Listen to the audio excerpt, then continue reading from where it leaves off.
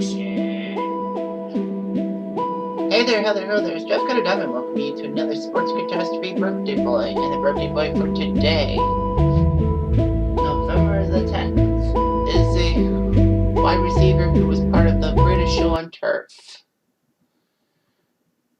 for the St. Louis Rams back in the 2000s. He's now 49 years old, and he was drafted in the second round of the 94 NFL Draft. He played for the University of Memphis, basically being their best star player of all time. And he's fifth all-time in receiving yards with over 15,000.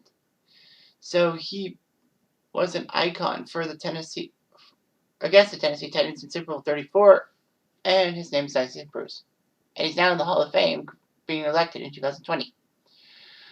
So Isaac Bruce wanted to play for Purdue, but because of his SAT scores, he decided to go to a few colleges before transferring to Memphis. And he did pretty well from Memphis. He got a degree from Memphis in physical education, and is the only Memphis Tiger to be in the Pro Football Hall of Fame. Only played 2 years for Memphis, but still, that's good. So, he was a decent pick and all that. Now, as for wide receivers in the 94 NFL Draft, Pittsburgh took Charles Johnson from Colorado, who was the quarterback for Colorado in that controversial game in 1990 when Colorado had that fifth down against Missouri. Detroit went second with a wide receiver, picking Johnny Morton 21st from USC, which was a pretty good move. The Giants screwed up with their wide receiver pick, taking Thomas Lewis from Indiana, who was nothing. Cleveland took Derek Alexander with a compensatory pick.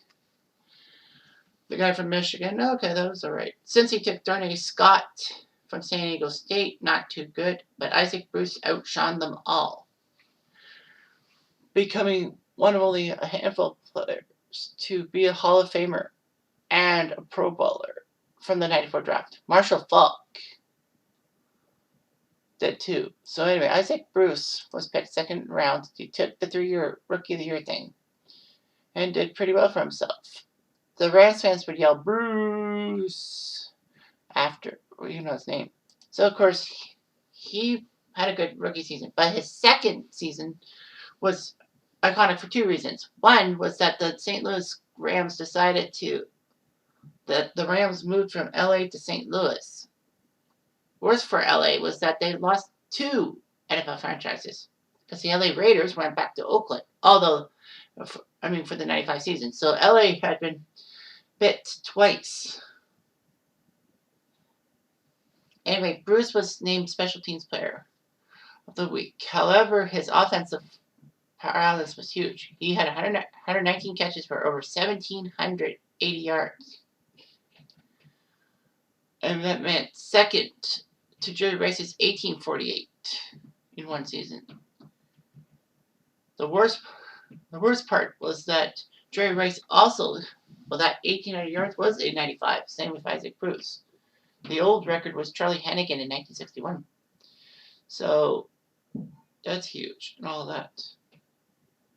Isaac Bruce would get another 1,000-yard season in 1996, and then injuries would hamper him.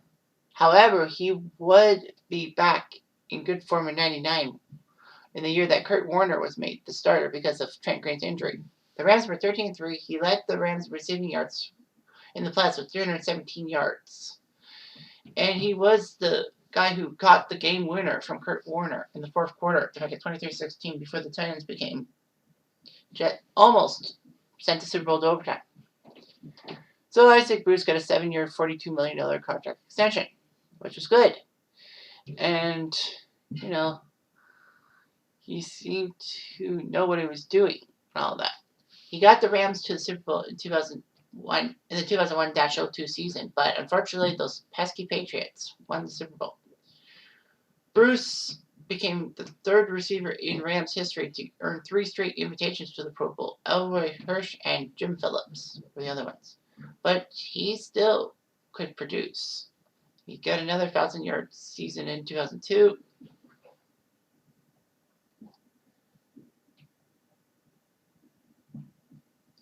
And Isaac Bruce was still a fantastic receiver.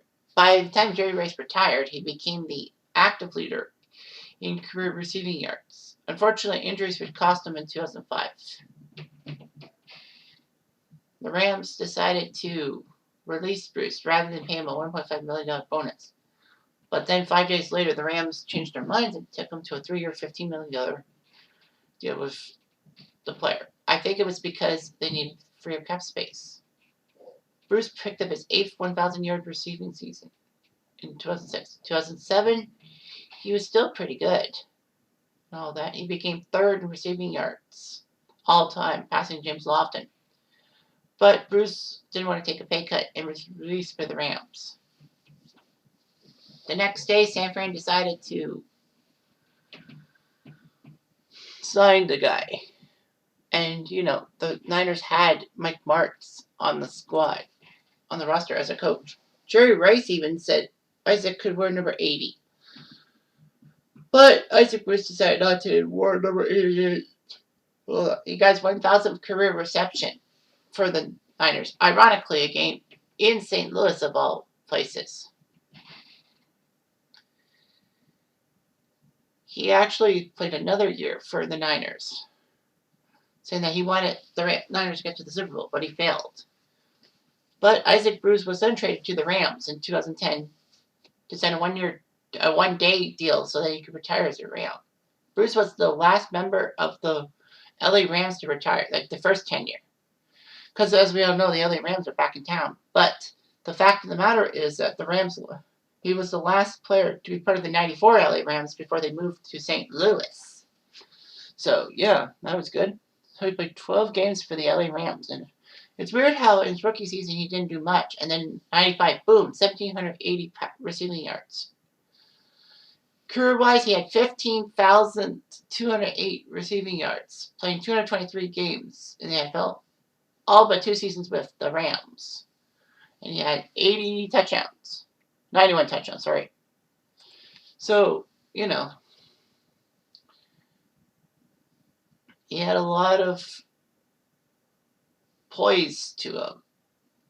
And, who else came from the University of Memphis that was actually a decent player?